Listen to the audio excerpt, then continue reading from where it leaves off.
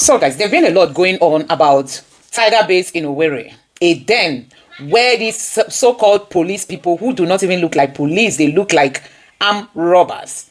They pick up youths, emo youths, take them to this Tiger Base. Some people said they buy them and even their organs are nowhere to be found. So guys, there's been a whole lot of, uproar on the social media. What is even more shocking to Nigerians is that the CP, the Commissioner of Police in Imo State, is an Hausa man, and the person in charge of Tiger Base Detention Center is a Yoruba man. And they said this Yoruba man is even more powerful than the CP. So the two of them are working in hand alongside the governor of Imo State and allow them to mess up Imo youths. It is now being said, many people are now coming up with their own experiences, saying, if you go to Tiger Base, you may likely not come back. I mean, your life will be cut short and buried in shallow graves. Now, the police is saying they want to do investigation, but Nigerians are saying we don't want Nigerian police to do an investigation. An independent body should be sent there. People are also saying they should just look for physics students or students that read like geology to just go there. They have equipment, they will just scan that environment. You will see all the bones, because people say you hardly come out if you dare enter Tiger Base, and it's very scary. Many people have been coming out sharing their own experiences, as regards to what they personally or a relative or somebody they know went through. That if these police people get you, they either tag you ESN or IPOB and demand for money. If you don't get money, you are gone. And the money they ask for is not a child's play. You need to see the torture center. They say if you go to the torture center, it's not a child's play. Where they torture you, you will have to admit to what you didn't do. So guys, all this happening in Imo State under the watch of Hope Uzodinma, Tiger Base. So guys, you can see what's happening. Igbos don't have leaders. This kind of thing cannot even happen in the north, neither in any other part of the country where you have an Hausa CP and a Yoruba man who is also the head of Tiger Base, and people are lamenting that you need to see what is happening in Tiger Base. Just looking at the appearances of these officers, we tell you that these people are far from being police people. They were also seen in video, displaying courtesy signs. A whole lot has been happening on the internet. I'm just going to take you through some of these headlines as regards to this occurrence. This person say, do you now see the dangers of strangers policing your community? And Aboki and a Yoruba are the ones in charge of the organ harvesting syndicates in Tiger Base Police Station in Imo State. Why can't Ndibo be in charge of the security in their state? This person is asking. And then this person here is also talking about, there's this video where the police is trying to explain how one of the detainees died. So, unexplainable. He was saying he fell sick, The families cannot even believe what he's saying. And a whole lot. Like this one here, say Chinasa Nweri and Tiger Base Police are also used by Hope. That's Hope Uzodinma for election interferences. They suppress voters and engage in ballot snatching and claim by the individuals as claimed by the individual in this interview. This is a shorter version of the interview. So guys, this is what Nigerians are saying. Now, let me take you through this other tweet here that says, Dear Imo Police, you cannot pretend that you don't know what your officers at Tiger Base Owerri, whom are mostly Yorubas, led by CP Oladimeji, threatened to tag innocent men and women in Imo State as IPOB members and kill them, except they pay exorbitant amount of money ranging from 500k lowest to a peak of 5 million naira. People have been protesting that this place must be shut down. And this person said, let it be clear, any investigation of Tiger Base by Nigerian police that does not begin from the notorious CPS Oladimeji Adeye Yiwa is a spectacular waste of everybody's time. Here is a CSP who is more powerful than the CP, a CSP who openly boasts of his relationship with the governor, that claims he has been repeated by third parties. An agency once sought CPS Ola's audience over a case of illegal detention by Tiger Base, only for the agency to tell Fiji Nigeria that Odeyeyiwa said he is so busy with the governor. So that's to tell you how powerful this person said. The next phase of the investigation should then include Hope Uzodinma, governor of Imo State. Nigerians would like to know, what service exactly does CPS Ola renders to the governor to have become this powerful to the extent that the police inside has described the CP as the CPS puppet. That the CP, the commissioner of police, is even a junior to the person that is the real junior. Can you imagine? So Nigerians are calling for investigation. Let me just allow you to take a look at this video. Also, you'll be seeing a video where the names of The 23 northerners who have been named in, terror financiers, 20 from the north and 3 from international other countries outside Nigeria. They've been named. I'm going to allow you to take a look at how Mayigun has explained both their names, what they do, how they finance Boko Haram, and the rest of them. But take a look at what this video has got to say about Imo State and the Tiger Base, whatever that it has been trending for some days now. Please don't forget to subscribe for more and turn on the bell notification. Thank you. His rights are being expected. He was fed duly and he even have access to free medical treatment. Not until when Japhet developed ill health. So when he developed ill health, we contacted the family to notify them that Japhet is not feeling fine and that we have taken Japhet to police clinic. We took him to police clinic. From police clinic, Japhet was taken to the Federal Medical Center in Owerri, and he was receiving treatment. The doctors were taking care of. At about 12 o'clock or so, while waiting for others to go so that I can hear the declaration take place, Chinasa Waneri was called in by one of our brothers who happened to be an agent of the party, called Chinasa. I had him when he was speaking on the phone to tell him that Mike Ikoku is here. After about a couple of minutes, about 10-15 minutes, I saw Chinasa in company of nnamdi here come here with over 20 men wearing army uniform. I don't know whether they are real Nigerian army or not. I also saw a group of police officers who I identified as members of the dreaded Tiger Base group, led by one man they called Kirambe.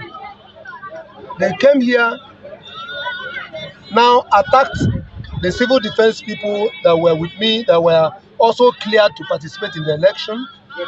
They attacked him, and at the end of the day, they seized his rifle, they seized the magazine, collected their phone, and took away the file of the officer that is in charge, the security officer that was handling this place. They took away the file. They have Nuruddin Ganiyu, okay? Now, Nuruddin Ganiyu, Nura Gani Aliyu, rather. So they call him, is also known as Alaji Nura. He was born on the 31st of December 1967. Nuruddin Ganiyu Aliyu operates as a businessman and a BDC operator in Sokoto. He has 218 bank accounts across 10 banks, facilitated, by the way, large transfers to Leaf Tobacco and Commodities. Now, you hear that name. It is featured again on Leaf Tobacco and Commodities. You would think they are selling tobacco, but they are actually procuring firearms for terrorists. Sure you get? And other entities, establishing him as a major financier of Boko Haram activities in Nigeria. You have another one called Ladan Ibrahim. He was born on the 7th of March, 1968. Ladan Ibrahim is a public servant. This one is a public servant too. And the chairman of the Sokoto Pilgrims Welfare Agency. Are you with me? The chairman of Sokoto Pilgrims Welfare Agency. Those are where they send them to Mecca. You get? Now, he has 47 bank accounts across 5 banks, transferred significant sums to Alaji Nura Ganiyu Aliyu, and affiliated entities, linking public funds to terrorist financing channels. The last one, at this point, not the last one, because there's still more. This ones are the local ones in Nigeria. So you have Sadiq Garba Abubakar. Now, Sadiq Garba Abubakar, they said that one again, what linked him to it is that it's got multiple transactions with the convicted and escaped terrorists as well. Did they feel me? So they said, the international suspect, you want me to say them? You want me to list them? Do you want me to list them? Because, it is easier for those who are pretty much seated and watching than those who might just go online and just read it like that, right? But for the record, let's mention few of their international collaborators and where they are. Here is one. His name is Tribat Rujugiro Ayabatwa. Let me take that again. Tribat Rujugiro Ayabatwa. He was born on the 1st of March 1940 in Rwanda. Ayabatwa died last year, by the way, in April last year. So he was a businessman and a tobacco dealer with residencies in Nigeria and South Africa. Let me take it a bit further.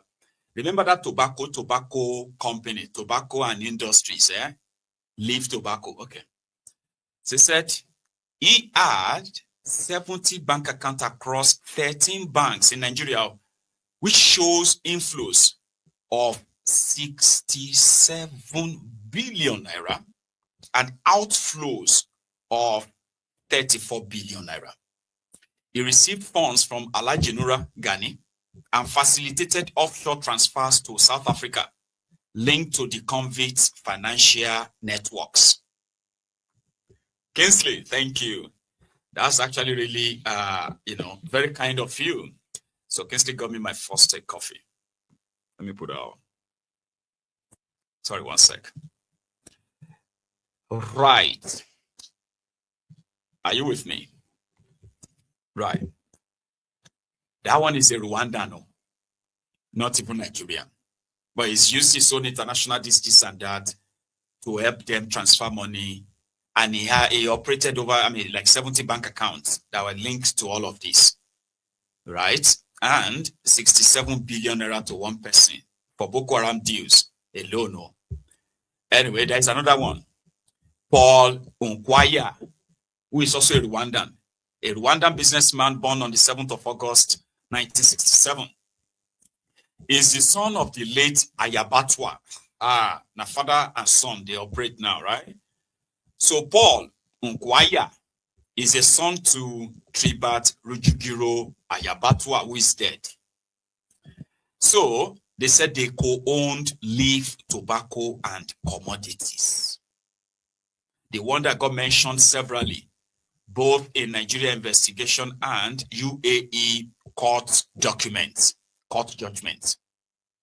So Paul Unkwaya, a Rwandan, who is the co-owner of Leaf Tobacco and Commodities with his father, they said he shared the same 70 BVN linked bank accounts and was involved in receiving and transferring funds connected to convicts and terrorist financing operations. There is another one. Abubakar Hima.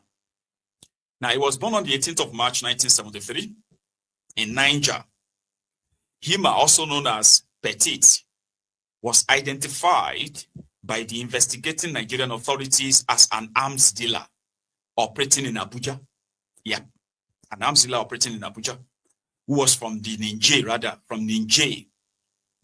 So they said he has 35 bank accounts across 2 Nigerian banks, facilitated transfers exceeding $1.19 million from the UAE to convicts associates. He is under investigation for criminal conspiracy, money laundering, and fraud involving hundreds of millions in multiple currencies. He is an international criminal who has been linked. So they said the financial trails cross-border transactions and repeated mentions in UAE court judgments indicate a coordinated effort to fund and support terrorist operations, warranting further monitoring and their prosecution. This was for the last guy, right? Now let's go back to Nigeria. Okay, all these informations. What do we do with all these informations now? But what do we do with all this information? Well, the former CDS, Christopher Musa, who happened to be the former chief of defense staff, has been reappointed as the Minister of Defense. It was reported that the former Minister of Defense, Badaru Mohammed, right, was part of the what do you call it? The collateral damage as conditions of how do you even do it? Your president is Muslim. Your vice president is Muslim. Your chief of army staff or this and that, they are Muslims. So how do you go into a room that your two ministers are also Muslims? No, that's not how they put it. No, that's not how they put it. Let me take that again. It was said, not confirmed, okay? It was said that one of the things that Exet and Marco Rubio, did throughout Rebadom in Washington was that, how do you do it? Your president is Muslim, your vice president is Muslim, your two ministers are Muslims, and the you get like, and you are running a Muslim government. And we are here to talk about the Christian genocide. How do you want us to take you serious? So when Rebadom returned, like I said, this is unconfirmed though, so it may just be SC and all that, it doesn't matter. But when they got back, they was like, Badaru could be, could be the collateral damage. And therefore, they appointed the former CDS, who in itself was said to have been prematurely retired. Others have said that right now he is in a better position to actually go after the terrorists and do it very well because he can have access to all the normal information. I believe he never had access to them. And also right now, he will be able to actually put together his own team, blah, blah, blah, blah, within the army. People are trying to. And he himself, Musa, said during his own verification and confirmation, he said on social media, a lot of you shared his appointment as minister, which means you have a lot of expectations of him. And he planned not to disappoint you. So yeah, after hearing all of this, what is next? Well, it should be for the person that is currently being the star boy. I'll tell you something about that too, right? It's the star boy that if Nubu and his gang want to use as to publish, to polish their dented, destroyed international image. Are you with me? And he's somebody that they want to use, but didn't know that they want to use him. He's currently promising us a lot. Like those of you online, scrutinizing everything they are doing, right? Here. Them to go down. But on expectations, so I can tell you, I'm also feeling the heat because when I see the expectations, when my name was mentioned, I know that I cannot afford to fail myself, fail my nation, fail my family. Whatever that we need to do, we will put in the very best, and we know God on our side, we're going to succeed. So it's important, sir, that we must continue to work together. And I assure Nigerians, I really appreciate the responses to the Senate, National Assembly as a whole, the entire Nigerians. I went to social media, I was shocked when I saw the response. And it shows that people are really committed in showing that Nigeria is peaceful. So when people go around saying Nigerians, we don't love ourselves, I say, no, they don't really know who Nigerians are. And it also brings me to the issue that we have on the issue of whether genocide or no genocide. We're all victims. Everybody is being killed. Mr. Musa, you are surprised that Nigerians they all welcome you. They are so happy with your appointment. You will be, surprised. Okay, Otoma was surprised very soon when Nigerians will begin to call for your head. Some people are saying that from the moment he takes office, those who want to derail him, those who are going to ensure that they sabotage him as well, and soon he will start sounding like the rest of them. Not like the way he's currently being enthusiastic and all of that, right? Not anymore. So they said those who want to do all of that to him, the same day he resumed, they have started the activation of his own destruction. But for now, it's great. He's a Christian retired soldier from Southern Kaduna, and he's got the experience. People love him, which means, yeah, he's a good one now that you can't say Muslims are killing, terrorists are killing Christians only. Sure, you get, they want to use him as the face. And it's not in my own place to possibly protect him. The only person to protect him is the person who appointed him, Tinubu. So if there are wolves who are going to ensure that he failed, that won't be because of me or you. That won't be because you don't know how to pray. It won't be because you never really believe. No, forget it. Don't let anybody gaslight you. The only person that can make him succeed is Tifnumbu. You understand? Right. He took office yesterday, again, with all the paparazzi, you know what I mean? I'll show you. Yeah, watch this. Musa. General Musa has of current defense studies in China. General Musa has gone through combined line component of Commanders and Headquarters is 1 Division, Commanding Officer 73 Battalion, Assistant Director Operational Department. He was also the infantry representative on the training team. On this note, I will ask the Minister of Defense designate to please step forward to take this call.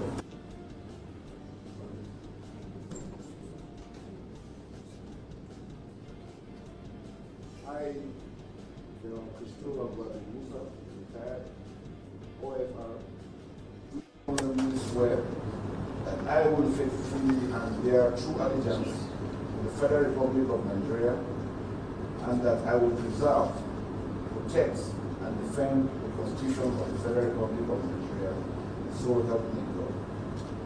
Oath of office are, do solemnly swear that I will be faithful and bear true allegiance to the Federal Republic of Nigeria, that as Minister of the Government of the Federation, I will discharge my duties to the best of my ability, faithfully and in accordance with the Constitution of the Federal Republic of Nigeria, and the law, and always in the interest of sovereignty, integrity, solidarity, well-being of Nigeria. That I will strive to preserve the fundamental objective and directive principles of state policy contained in the Constitution of the Federal Republic of Nigeria. That I will not allow my personal interest to influence my official conduct or my official decisions. That I will, to the best of my ability, preserve, protect, and defend the Constitution of the Federal Republic of Nigeria. That I will abide by the Code of Conduct contained in the 5th schedule of the Constitution of the Federal Republic of Nigeria. That in all circumstances, I will do right to all manner of people according to the law, without fear or favor. I directly or indirectly communicate or reveal to any person any matter which shall be brought under my consideration, or shall become known to me as Minister of the Government of the Federal Federation, except as Minister. So help me God. Thank you very much.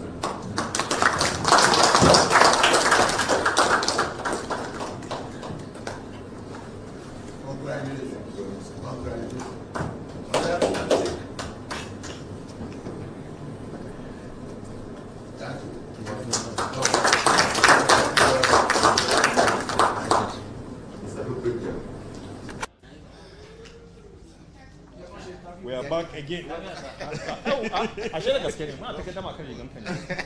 Honorable Minister, General, and now Honorable Minister. Congratulations from all of us. Congratulations, madam, as well. You are back to a very familiar terrain, and Nigerians are expecting a lot, apart from Mr. President. Yeah, so what will be your immediate priorities from now? My immediate priority is to make sure that defense takes its place fully in the country.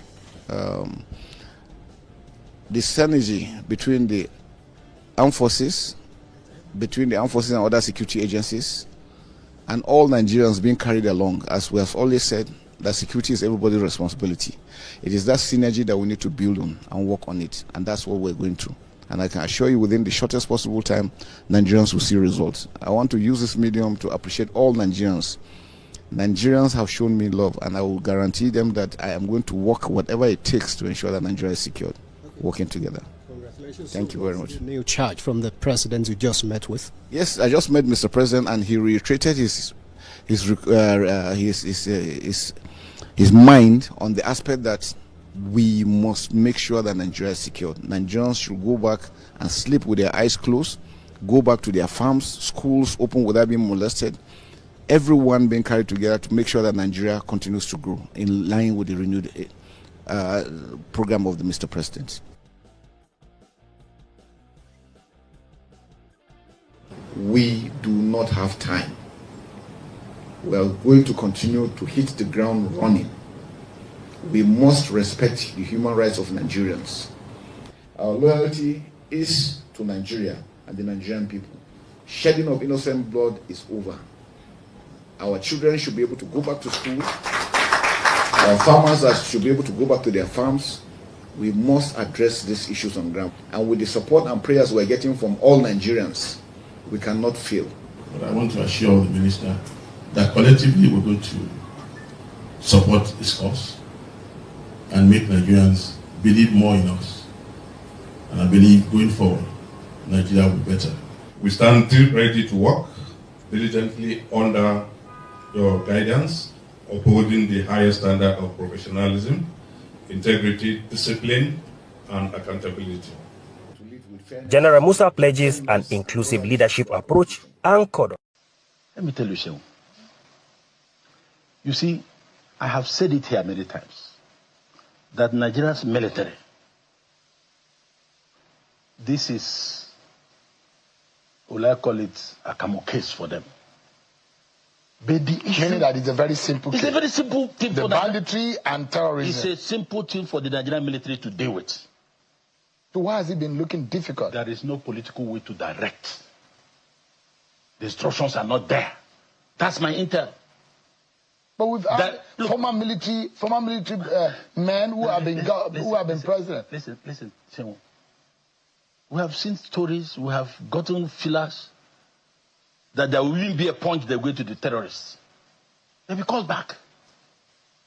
When President Jonathan said that I have Boko Haram in my government, they have infiltrated my government, President Buhari came and got men into the army. How do you mean? No, there were some that were repentant, some of them. But I've heard those, the CDS at the time said it's almost impossible for you to have. No, I'm talking what was written then that was not denied. I don't know what you're talking about now. Yeah, that there is no way that a repentant terrorist or Boko Haram member would have been admitted into the military. If something was written when President Buhari was here, it was not denied. You can't deny it now. Nigerians saw it. And how would you succeed when the army is not working in unison? The Nigerian army has done more serious encounters and wars outside Nigeria. I was privileged to have met many of them, and they got through the same training as far back as 1992. I saw their destiny. So it's not a matter of Nigerian army. At times, most of them are disillusioned. Give them the appropriate orders. Give them the appropriate tools.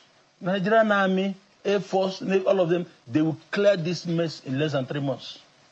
Okay, what do you think is happening now? What do you think is happening now? There are things we cannot say in public. What is happening now is that President Tinubu has seen that if we are not careful, this thing will consume all of us. You talked about Trump being on our neck. According to Senate President, that Trump is on our neck. I thought he was on our leg. It was only 2 days ago I heard from my in-law that Trump is on our neck. If Trump has to be on our neck permanently for this nonsense to go, please, Trump, hold our neck. We have made ourselves a caricature of the situation. How can we not deal with this matter? And it's increasing by the day. These people are bragging all over the place that there's nothing that we can do. We are in Benin, there's nothing you can do. We are in Ondo, we are here, we are there, there's nothing government can do. It is not true. This army, Nigerian army, can clear this mess. You applauded the appointment of former CDS Christopher Musa, but there are those who understand the internal workings of our defense architecture, and they say, look, a defense minister does not have operational powers to be able to direct the affairs of state when it comes to how the military operates. Yes, you need to have someone who has the strong and the political will. And those who say, yes, you have a good man in Christopher Musa, but it goes beyond that. His powers are limited operation-wise. But that position is not a ceremonial position. But it's a political position. Yeah, but he has a lot to do as Minister of Defense. But the service chiefs and the commanders on the field they have more roles to play. They are going to work. The minister will not give orders. He doesn't have the power to give direct orders, does he? They work in synergy. Political leadership. They work in synergy. We are talking about fighting a common enemy.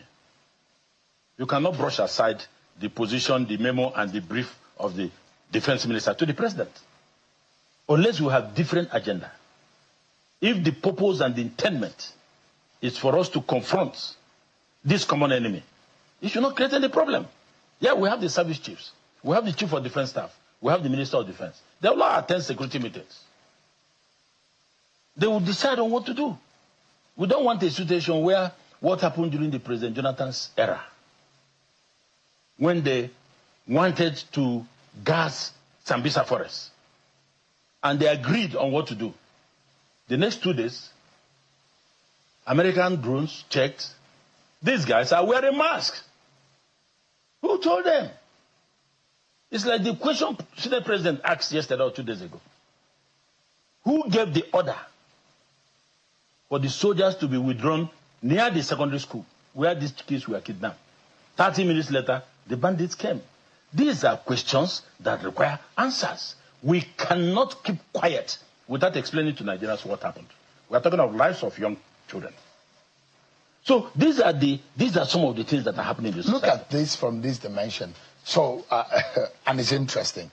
And perhaps some of the inferences that you are making, like Trump being on our neck for us to be able to act right, and it got the southern leaders coming together when they saw the threat now coming southwards.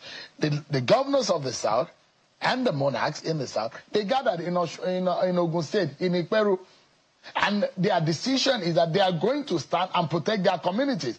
This is what we have always been asking, that leaders in the local community need to rise up. Now, guess what happened?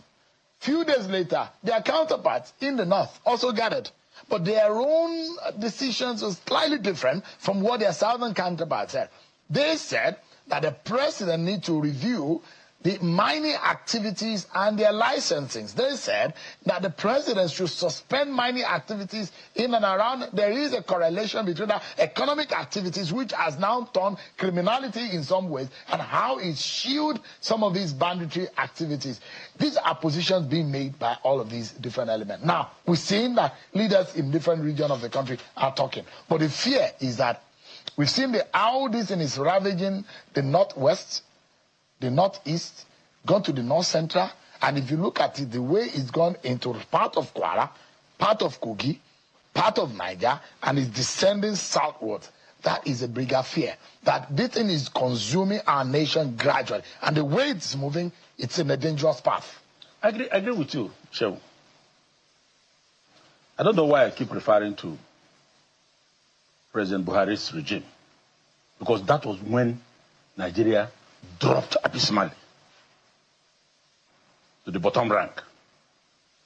President Buhari came and disarmed every Nigerian, including those with licenses to carry den guns, all these small guns. He made sure that nobody had weapons. So soon thereafter, Boko Haram took over everywhere and started attacking everybody. What you are saying is a reality. But Nigerians should listen to what General T.Y. Danjuma said 2 years ago. That based on the circumstances of that time, which is changing now, if you wait for you to be defended and protected, you will all die. Go and protect yourself. That gets us to the issue of state police. So, all these forest guards, local vigilante and all that, you can't just penetrate, they will see you. But why is it difficult for us to take such decisions that will stop the movement of the terrorists from northeast, northwest, and they're coming down south? I read something just hours ago in Benin. So we must have to take decisions quickly. Let every Nigerian, let every group at least protect the environment. Mm-hmm.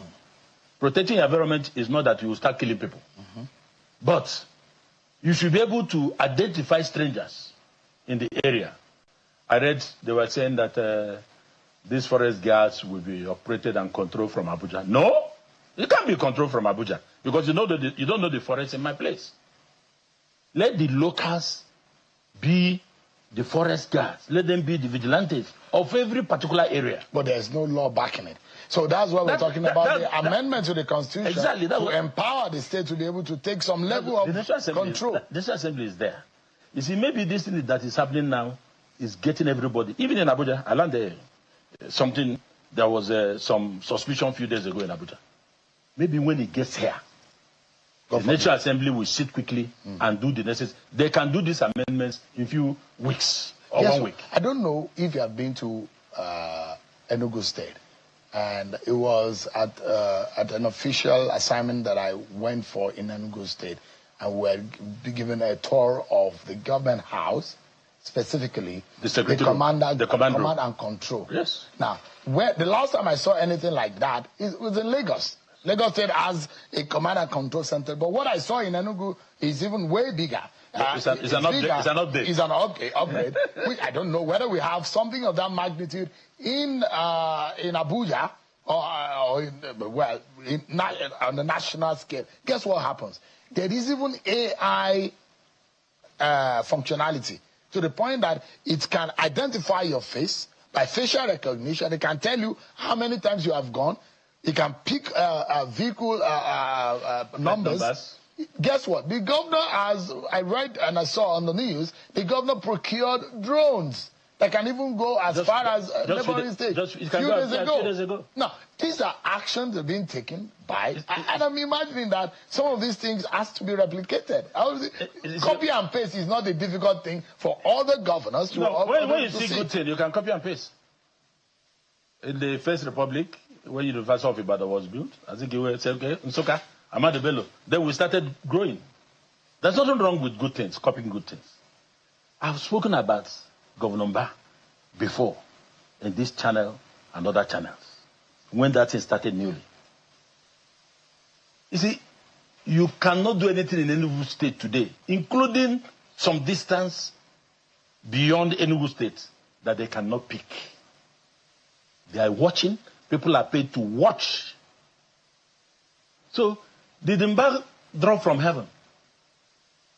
One car producer said, good thinking, good product.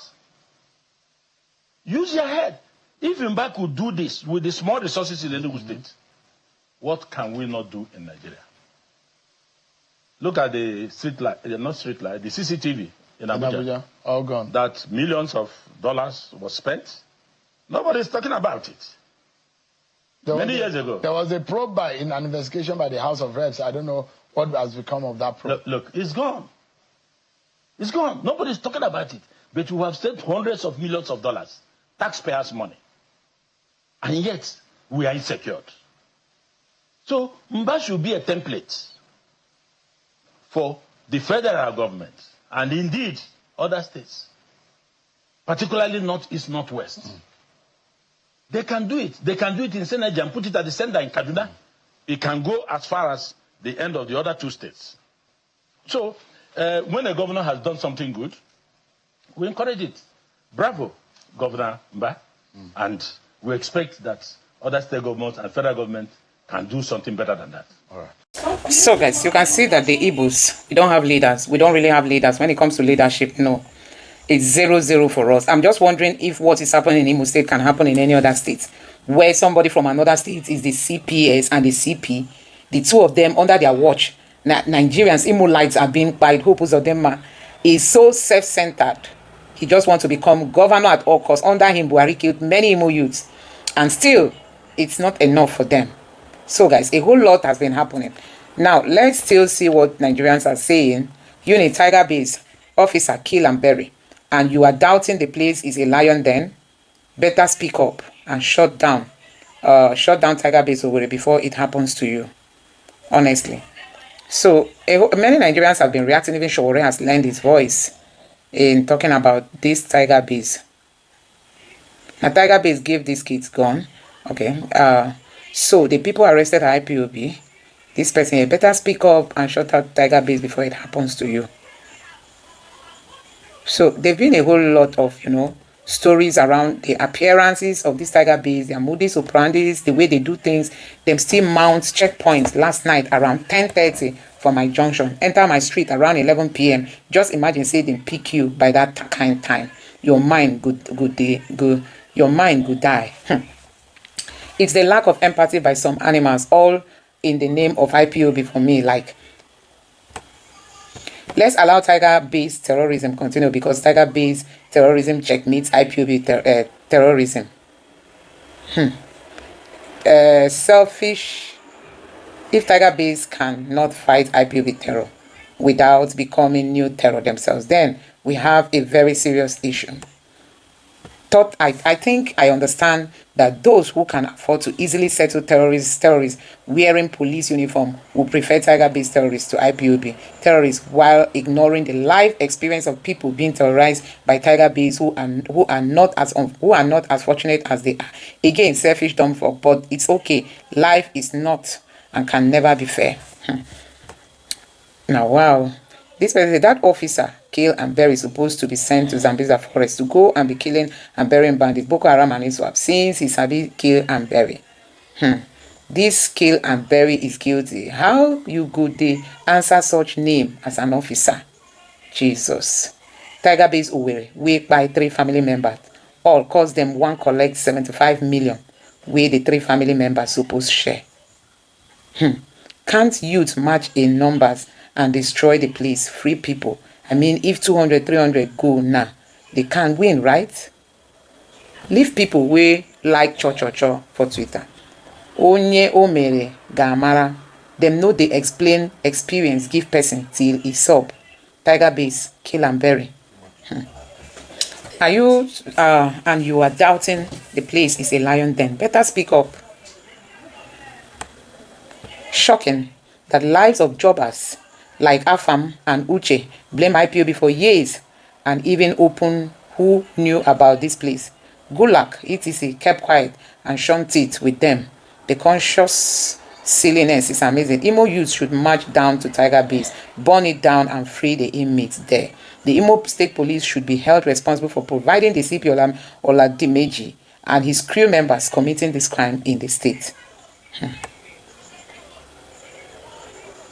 Cell, mortuary, inmates, mortuary attendants. The names and contact details of the officers running the terror camp should be published. They should be feeling safe. They shouldn't be feeling safe, untouchable anymore. Oga, no, they waste your strength. Tiger Base is here to stay. That thing will make owner sabotage nnamdi Kanu and MS. Okay, Simon Ekpa. All of honor go see the head. Any call out against any institution that lasts for 2 days or more, just know that the government partners with the menace. So guys, you can see what Nigerians are saying. It's really so sad that we have this kind of place in Imo State, and Purpose Odima is inviting international business summit, is holding business summit in a state where people are killed like this. What kind of security are you setting up? Security that is so frightening?